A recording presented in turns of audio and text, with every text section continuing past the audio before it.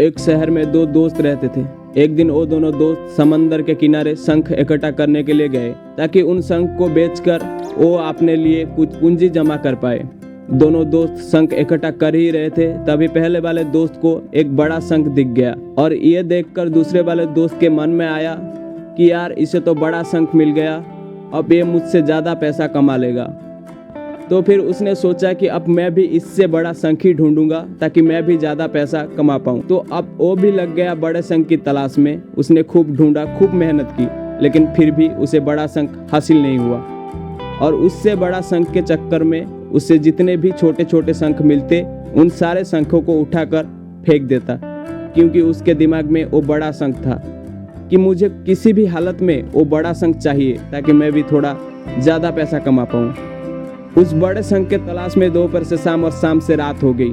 ना तो उसे बड़ा शंख मिला, बल्कि जो छोटे छोटे शंख उसे मिले थे उन शंखों को भी उसने फेंक दिए। तो उसके हाथ में कुछ नहीं आया और जो पहला वाला दोस्त था उसके पास एक बड़ा शंख और कुछ छोटे शंख थे। रात हो गई और दोनों दोस्त घर जाने लगे। घर जाते वक्त पहला वाला जो दोस्त था उसने अपने शंख को बेच दिया। उसके पास जो बड़े शंख थे उसके उसे मिले 1000 रुपये और जो छोटे छोटे शंख थे उसके उसे मिले 3000 रुपये। और ये जानकर उस दूसरे वाले दोस्त को बहुत दुख हुआ कि काश वो उन छोटे छोटे शंख को फेंकता नहीं तो अभी भी मेरे पास इससे भी ज़्यादा कमाई होती।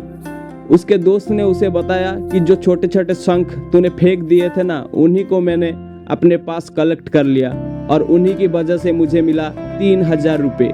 ये जानकर वो दूसरे वाला दोस्त और भी ज़्यादा निराश हो जाता है।